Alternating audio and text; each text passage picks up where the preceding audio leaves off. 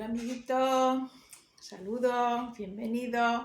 Bueno, hace tiempo en un vídeo, no recuerdo cuál, os hablé de este libro de Alexis Carrel, que se titula La incógnita del hombre.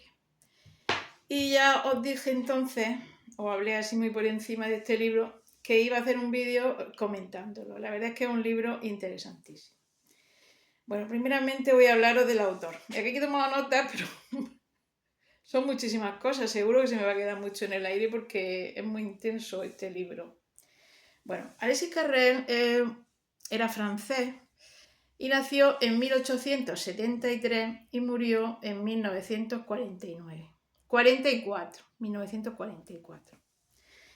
Entonces, este hombre, aquí apunto todo lo que era porque si no se me olvida, era biólogo, médico, cirujano, investigador científico y escritor. O sea, ya lo veis. Bueno, además fue premio Nobel de Medicina y Fisiología en 1912 por su...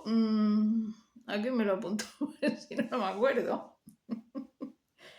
Sutura vascular y el trasplante de vasos sanguíneos y de órganos. O sea, es un personaje muy importante en el tema de los trasplantes de órganos, ¿no?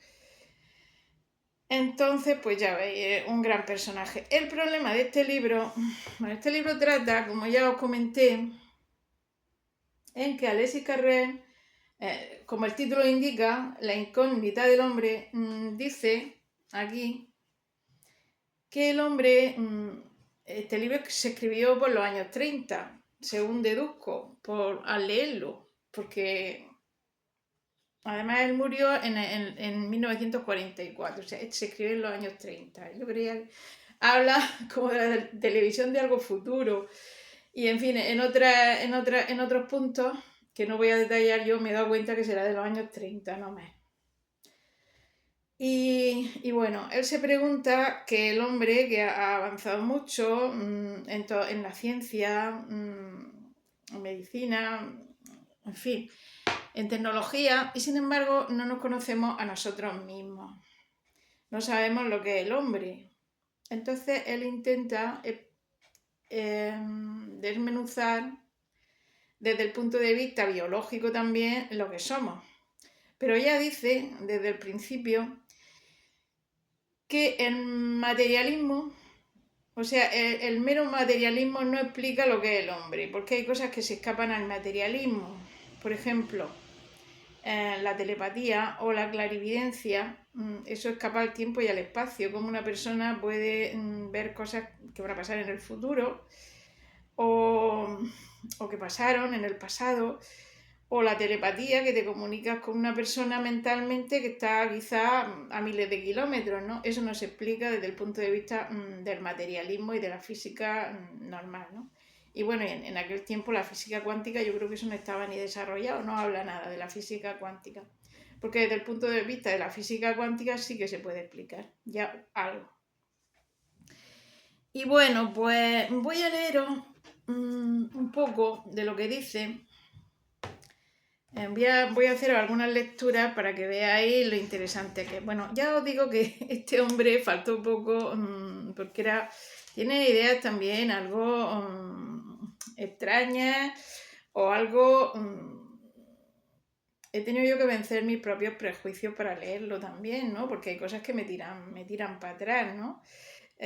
Porque, bueno, estuvieron a punto de juzgarlo por colaboracionismo con los nazis en Francia, en el gobierno de Vichy, que era de Hitler también, ¿no? Y habla muy bien de Mussolini, ¿no? Entonces esas cosas me tiraban para atrás, pero aún así yo he vencido mis propios prejuicios y lo he leído y es muy interesante, sobre todo lo que dice de medicina, aunque hay otras cosas que son más censurables, ¿no? Bueno, voy a leeros aquí que habla de la sociedad como está, y él propone a lo largo va proponiendo también soluciones, ¿no? Voy a empezar a leer. Una de las cosas que él dice, que tengo por ahí apuntada, dice que la inteligencia sin sentido moral no vale para nada. Hay que tener un sentido moral en la vida. Dice, la sociedad moderna ignora casi por completo el sentido moral.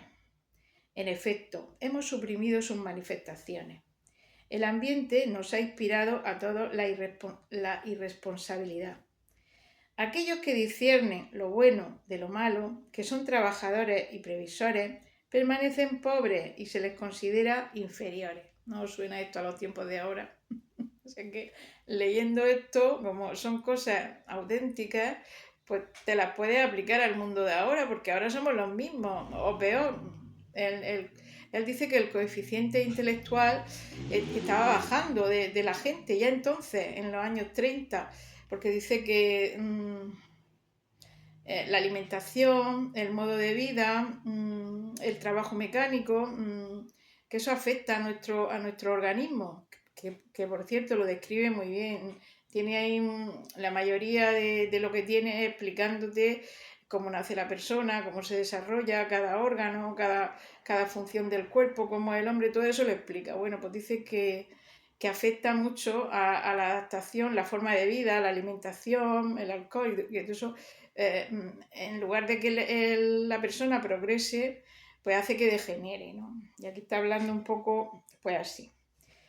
Bueno, comienzo de nuevo porque esto es muy interesante. Dice, la sociedad moderna ignora casi por completo el sentido moral, o sea, una sociedad sin moral, que eso sonará a lo que pasa ahora también. En efecto, hemos suprimido sus manifestaciones. El ambiente nos ha inspirado a todos la irresponsabilidad.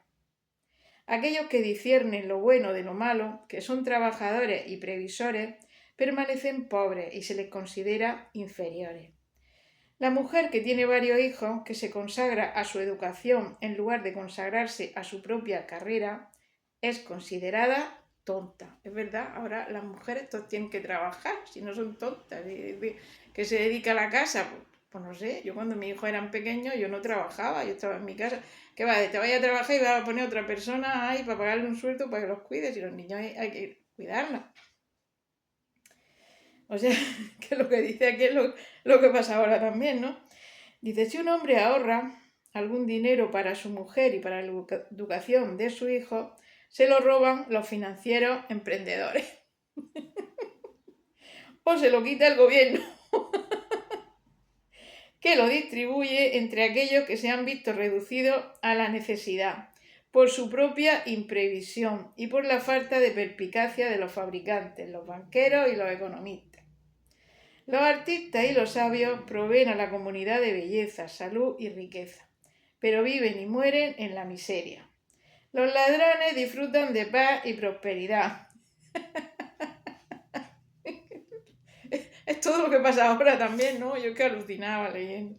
Los gángsters están protegidos por los políticos y son respetados por los jueces.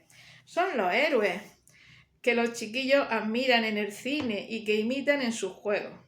Un hombre rico tiene todos los derechos. Puede repudiar a su mujer envejecida, abandonar en la penuria a su anciana madre, robar a quienes le han confiado su dinero sin perder la consideración de sus amigos. Es verdad, ese es un tema, la gente se mueve mucho por la vanidad, ¿no? Entonces, claro, y por lo que digan los demás y porque ser bien considerado por los demás, ¿no?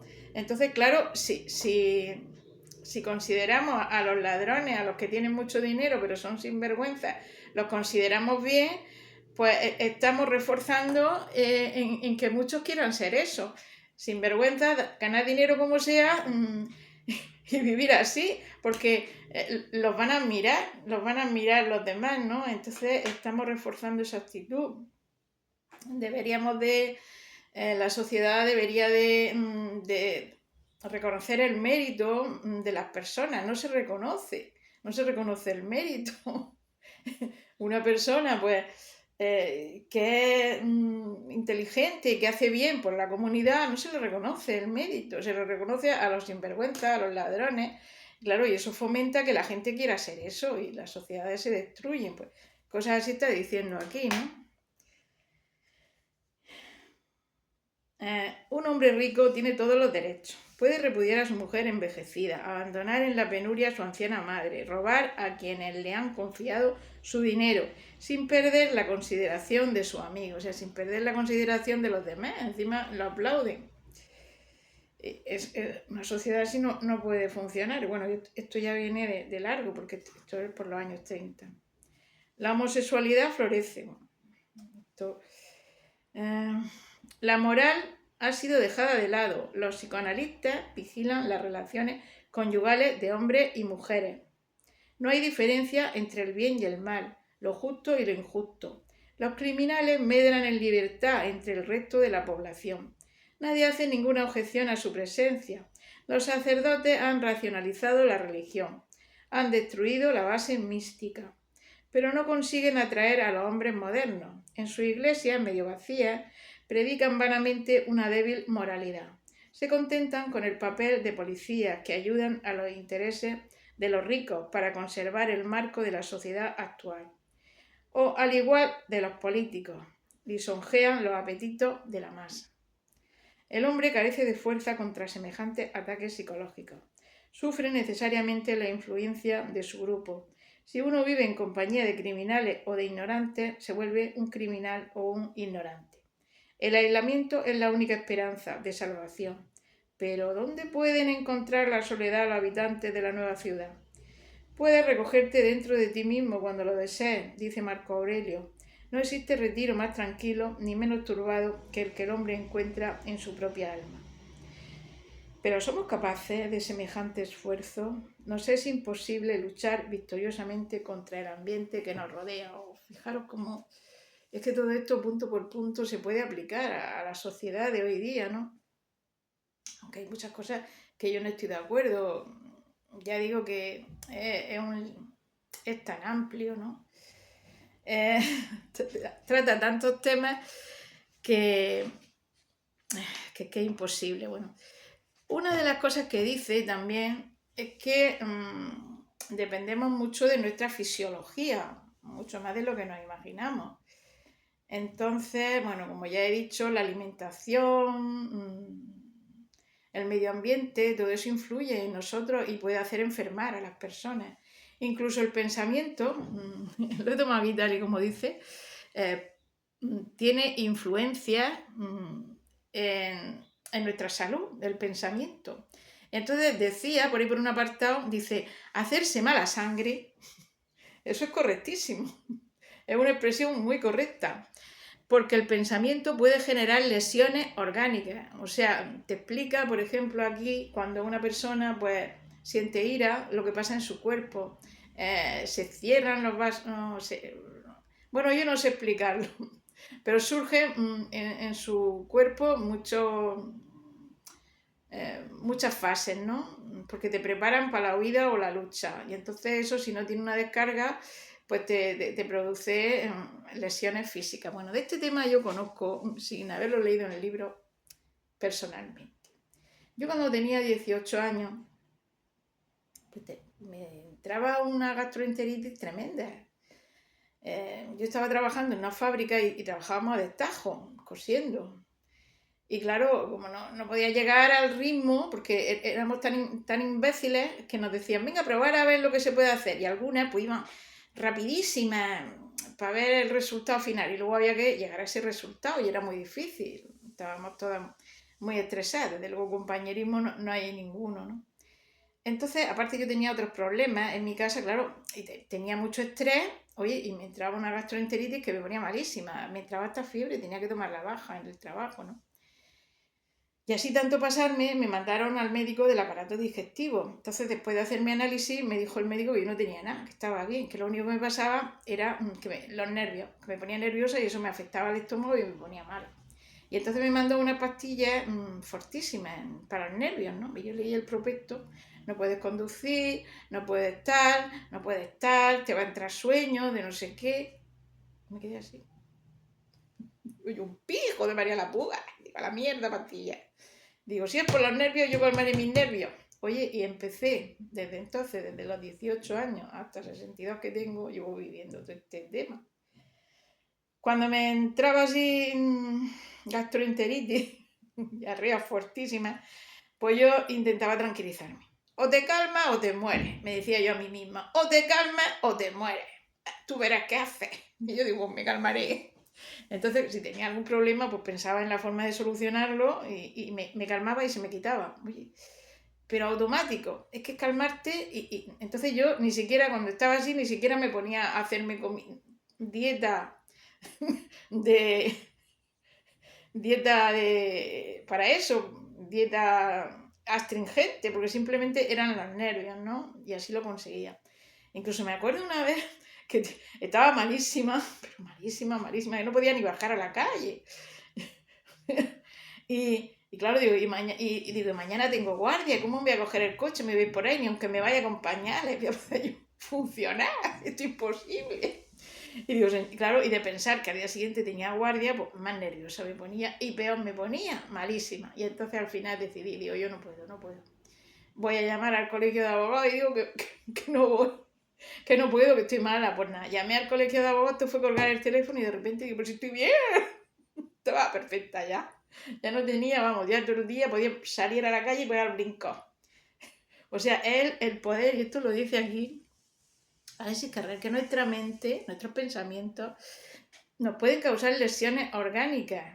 O sea, por eso es muy importante la paz interior de la persona, la armonía, porque eso es salud. Y bueno, también este hombre fue muy criticado en su tiempo, aparte de por su idea quizá cercana al fascismo, que habla bien de Mussolini, ¿no? Pues también porque estuvo en Lourdes, hacía milagros la Virgen, y él presenció un milagro y sí creía en esas cosas, ¿no? Entonces los médicos le criticaban por eso. Pero es que los curas también lo criticaban porque decía que él era escéptico, porque porque seguramente lo veía como que como se ve ahora, el efecto placebo, que a ti te dan un medicamento, tú crees que eso te va a curar y te cura, el efecto placebo, ¿no? Él lo vería así entonces. Entonces, dice cosas interesantísimas, interesantísimas, pero es tanto que se me va a ir la olla. Bueno, me ha fascinado también cómo explica cómo se forma la persona, ¿no? Estamos hechos de células. La verdad que yo hará cosa de 10 años por ahí no sabía ni lo que era una célula. Ese es otro de los problemas que pasan ahora, que la gente de ahora se especializa en una materia, pero no sabe, es inculto en otras materias. Entonces somos incultos porque hay que saber de más cosas, tener cultura general. Eso pasaba en el Renacimiento, por ejemplo, Leonardo da Vinci, que sabía mucho. Entonces él también critica eso en el sentido que dice que el cuerpo de una persona son muchos elementos. Entonces que haya un médico especialista del corazón solo sepa del corazón. Otro especialista del estómago, otro especialista de la piel. Es que como el pensamiento de una persona te puede provocar enfermedades físicas, tiene que haber médicos, dice él. Eso ya lo he oído yo a mucha gente ahora, en estos tiempos, ¿no? Que lo critican eso, ¿no? Un especialista general, que mire todos los aspectos de una persona, porque a lo mejor lo que le pasa a esa persona es algo psicológico, y es su propio pensamiento o su estrés el que le está causando, le puede causar lesiones en el corazón, lesiones en el estómago y en muchas partes del cuerpo, y es una cosa psicológica. Habla también de la medicina preventiva en ese caso. Bueno, yo estos temas los he oído, que los toman por locos. Ahora hay curanderos, gente que bueno, que hay gente que cree y los cura, porque hay muchas cosas. Y eso puede ser simplemente un efecto mental, que uno mismo se puede curar a sí mismo con fuerza de voluntad. Bueno, algunas cosas, las enfermedades psicosomáticas. Y luego los psiquiatras de ahora, bueno, yo no he ido a ningún psiquiatra para mí, pero sí que he ido para otras personas y conozco el mundillo ese, ¿no? Entonces los psiquiatras de ahora te mandan medicamentos, vas al psiquiatra que estás muy mal, no te pregunta nada de por qué, ni hablas casi nada, pues tómate esto, tómate lo otro, claro, y la gente se engancha con medicamentos. Yo en una revista médica leí, estando allí en la resaca, tiene revistas médicas, y una vez leí yo que ahora con la crisis, pues la gente tiene problemas de sueño, que no duerme, problemas de insomnio, y entonces los síntomas del insomnio se parecen mucho a los síntomas de la depresión. Y entonces mucha gente va al psiquiatra, el psiquiatra, por lo que lo dice, pues usted una depresión, pero no tiene depresión, es insomnio. Entonces le mandan medicamentos antidepresivos y esos medicamentos se coge adicción y luego esa gente se engancha a los medicamentos y no se lo puede dejar. O sea, es que la medicina no trata de curar a la gente, ni los psiquiatras, ni nada. Esto, bueno, lo menciona él por aquí, pero yo lo estoy comparando con el mundo de ahora también, ¿no? Tú vas al psiquiatra, no tienes nada, insomnio a lo mejor, y empiezas a mandarte antidepresivos y te quedas ahí enganchada con los antidepresivos. Por eso yo no he querido ir. Yo a veces me he visto mal y digo, oye, un psiquiatra, digo, no, porque me va a empezar a mandar medicamentos y voy a terminar peor. Vamos, si yo con 18 años que me mandaron pastillas para los nervios, hubiera empezado a tomarlas, ahora que tengo 62, pues ya me habría muerto de las pastillas, porque las pastillas tienen efectos secundarios también. O estaría como una zombie. Y yo tengo 62 años y no tomo nada. Bueno, me tomo alguna pasiflora cuando no puedo dormir o si me pongo nerviosa, pero bueno, pasiflora del herbolario. O alguna pastilla de estas que llevan melatonina para poder dormir en los supermercados, que no tomo medicación ninguna, ¿no? Y estoy orgullosa de ello. Y de hecho yo he conocido personas que se han muerto con 100 años sin tomar medicamentos. Y bueno, ya me voy de la rama. Bueno, es fascinante, para quien le guste, el tema este de lo que somos, de cómo nos formamos, ¿no? Por ejemplo, estamos hechos de células. Las células es, por si alguien no lo sabe, el elemento es un ser vivo pequeño, microscópico, que se multiplica y forma los tejidos. Por ejemplo, tenemos muchísimas células, las células de los tejidos, del corazón. De hecho, por células se juntan las células cuando se está formando el huevo, el niño, y van formando el corazón o el estómago o los riñones o el hígado. Tenemos muchas clases de células y bacterias también tenemos en el intestino, tenemos también bacterias, esos son muy importantes para poder comer. Y bueno, se me ocurren muchas cosas, pero no sé si me voy a ir de la olla. Voy a leer un poquito más de aquí también, ¿no? A ver. Aquí tengo cosas y ahora no las encuentro. Estoy al final. Vamos a ver. A ver.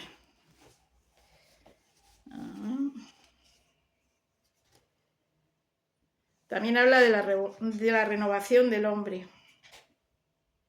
O sea, te explica cómo es el hombre y también cosas que se debería hacer pues para que ser mejor seres humanos, para no degenerar. Habla también de la eugenesia, una eugenesia voluntaria.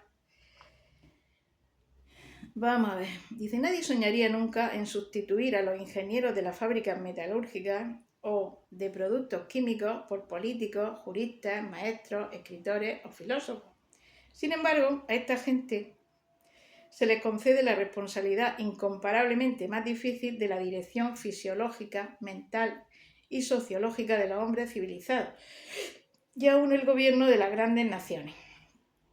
La medicina, engrandecida según la concibiera Descartes y extendida de tal manera que abarcase las demás ciencias del hombre, podría proveer a la sociedad moderna de ingenieros que comprendiesen los mecanismos del cuerpo y del alma del individuo y de sus relaciones con el mundo cósmico y social. Esta superciencia solo será utilizable si, en lugar de quedar enterrada en la biblioteca, anima nuestra inteligencia. ¿Pero puede un solo cerebro asimilar semejante masa gigantesca de conocimiento? ¿Puede un individuo dominar la anatomía, la fisiología, la química biológica, la psicología, la metafísica, la patología, la medicina y tener asimismo un conocimiento profundo de la genética, de la nutrición, el desarrollo, la pedagogía, la estética, la moral, la religión, la sociología, la economía? No parece que semejante realización sea imposible.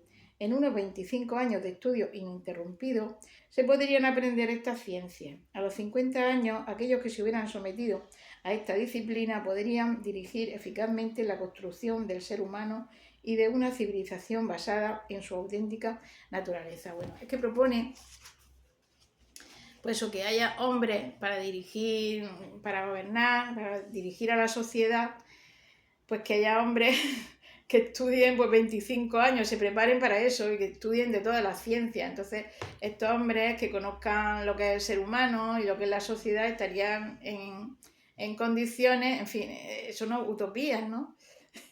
de, de dirigir a la sociedad. O sea, es que propone otra forma de gobierno, ¿no? Otra forma de organización social que no que la que tenemos ahora para que los hombres pues sean mejores.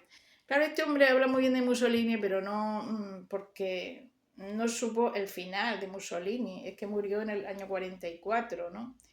Y habla también de la Revolución Rusa como algo extraordinario. Ya vimos la revolución, no llegó a vivir para ver la Revolución Rusa en qué degeneró. Estas grandes ideas son demasiado ideales, pero bueno, tampoco se han llevado a la práctica, que haya personas estudiando 25 años para, para luego ponerlos a gobernar. Bueno, creo que en China sí, los mandarines creo que estudiaron, eran personas muy preparadas y hubo un gobierno de mandarines y eso funcionó bien. Pero sería interesante, ¿no? Personas que se dedicaran al estudio, ¿no? De hecho, en la antigua Roma los patricios no trabajaban, se dedicaban al estudio, pertenecían al Senado, eso en la República Romana. Y eso también funcionaba bien en Roma, ¿no? Son ideas interesantes, ¿no? A mí eso me parece interesante. Tenía que haber personas preparadas para gobernar, porque ahora mismo ¿quién no gobierna? Los más sinvergüenzas, los más criminales, ahí se ponen y a las masas. Claro, es que dice que el nivel intelectual con la revolución industrial que había disminuido, la gente era menos inteligente, pero claro, esto fue en los años 30, es que ahora las personas somos menos inteligentes todavía. Y entonces, al no ser inteligentes, pues los gobiernos, pues a través de técnicas de control mental, como ya lo decía Huxley en su nueva visita a un mundo feliz, que es posterior a esto, ¿no?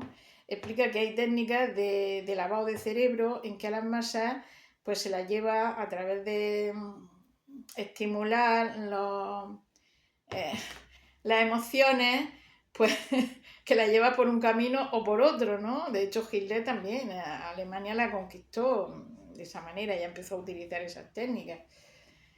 Entonces, pues lo que viene a decir aquí es que harían falta hombres, eso me parece muy interesante, que se dedicaran toda su vida a prepararse para ser buenos gobernantes, ¿no? Y que supieran de muchas materias, se dedicaran solo al estudio, eso me parece interesantísimo. Bueno, voy a mirar aquí alguna cosa más que he apuntado. Bueno, una de las cosas que decía es que la inteligencia por sí sola, sin un sentido moral, no tiene validez. Bueno, esto ya lo vemos en los psicópatas. Los psicópatas son muy inteligentes, pero su inteligencia la utilizan para el mal, ¿no? Entonces, no basta porque una persona sea muy inteligente, pero tiene que tener un sentido moral. El hombre depende de su fisiología. Necesidad de ver el conjunto en la medicina. Esto es esta frase que me pues eso, que el hombre depende de su fisiología. Bueno, y como el pensamiento influye en la fisiología, hay que ver una visión de conjunto del hombre, no solamente si te duele el estómago, pues ve al estómago, pues, al médico del estómago o al corazón, no es que eso puede ser debido pues a algo psicológico también, entonces hay que tener una visión de conjunto de la persona. El cuerpo se repara a sí mismo, bueno, también hablaba aquí de que el cuerpo es una máquina perfecta, nos defiende contra las agresiones, el sistema inmunológico y que se repara a sí mismo. Cuando hay una herida, pues entonces se ponen en marcha mecanismos que le explica y van a curar la herida. Dice, la cirugía lo único que tiene que hacer es que no haya infecciones y poner el órgano en su sitio, porque es el cuerpo solo el que se repara a sí mismo. La adaptabilidad, que bueno, que todos los seres humanos nos adaptamos, pero si es un ambiente, un trabajo de rutina, malas costumbres, hay una mala alimentación, eso puede degenerar en la persona, convertirla en un enfermo mental o en otras enfermedades.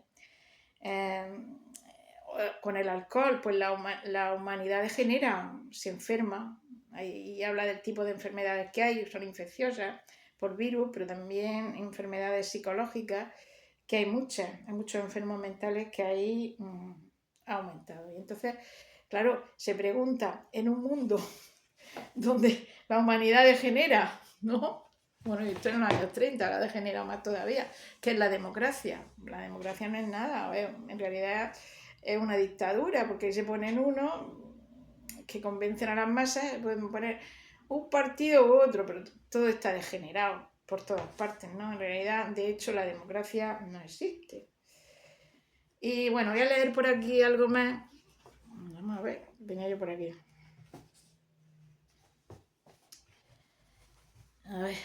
Debemos rescatar al individuo del estado de atrofia intelectual, moral y fisiológica que han traído consigo las modernas condiciones de vida. Desarrollar todas sus potencias, darles la salud, restablecer en su unidad, en la armonía de su personalidad. Restablecerle en su unidad, en la armonía de su personalidad, porque para que una persona esté sana tiene que haber armonía en su cuerpo y en su mente, tienen que estar en armonía. Inducirle a utilizar todas las cualidades hereditarias de sus tejidos y de su conciencia. Romper la concha en que han conseguido encerrarle la educación y la sociedad. Y rechazar todos los sistemas. Tenemos que intervenir en los procesos orgánicos y mentales. Estos procesos son el hombre mismo. Pero el hombre no tiene existencia independiente. Está ligado al medio que le rodea. Para rehacerle tenemos que transformar su mundo. Porque, bueno, esto es en la última parte, que es la de la renovación del hombre, para que las personas tengan más salud mental. Nuestro marco social, nuestro fondo material y mental habrá de ser reconstruido. Pero la sociedad no es plástica.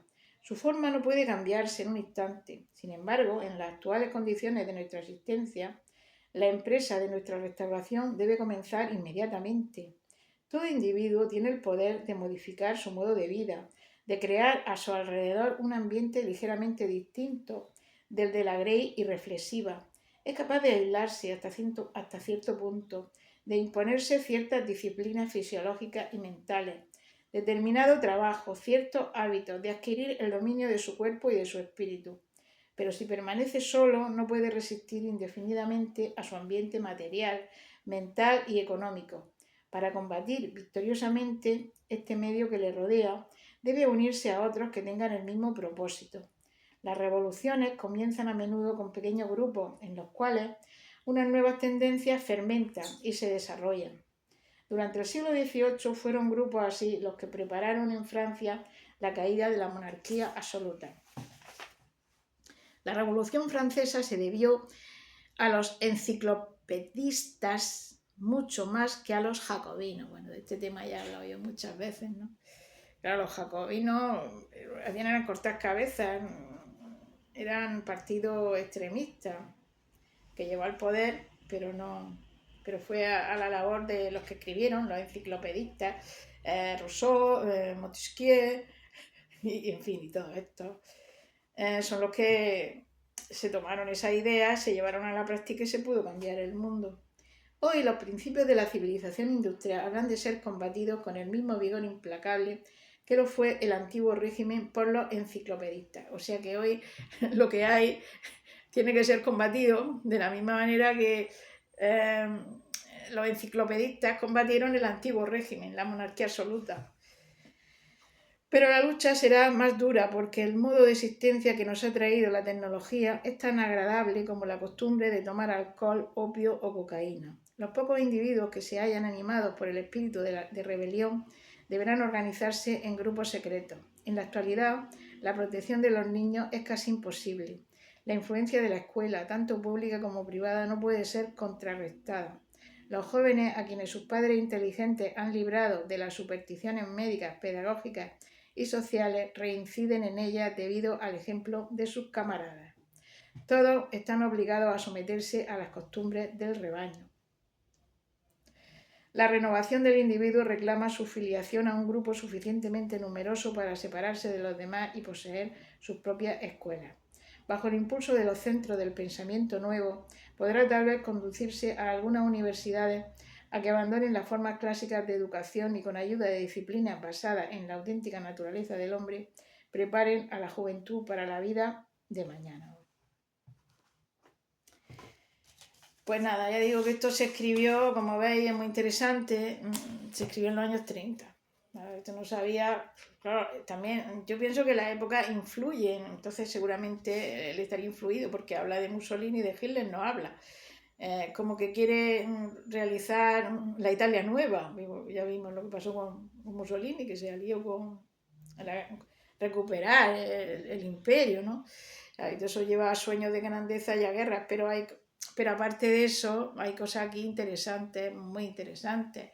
Aparte yo he aprendido mucho de cómo funciona el cuerpo y cosas interesantísimas, lo que dice, hay que cambiar la sociedad, vamos por mal camino, tiene razón, ¿no? Dice que lo mismo que hicieron los enciclopedistas en la Revolución Francesa, lo que escribieron de cómo debe ser la sociedad nueva, y se consiguió cambiar, pues debe hacerse ahora. Eso lo he dicho yo también, antes de leerlo, ¿no?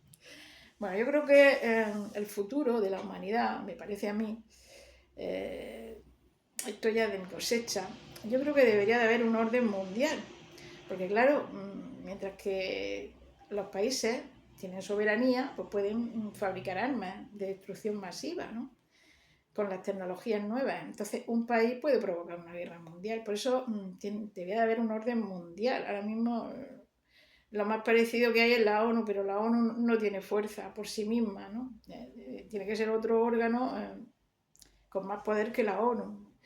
Que tenga representación de todo el mundo. Yo creo que se tendrían que elegir sabios, personas como los romanos, en el Senado romano decía que tenían que tener autoritas. Autoritas era buena fama y honradez, ¿no? Pues había que poner personas con autoritas, sabios, los más sabios, en ese gobierno mundial, entiendo yo. Bueno, no sabemos en qué va a terminar la humanidad, que sea lo que Dios quiera. Bueno, amiguitos, espero que os haya gustado. Muchos besitos y saludos.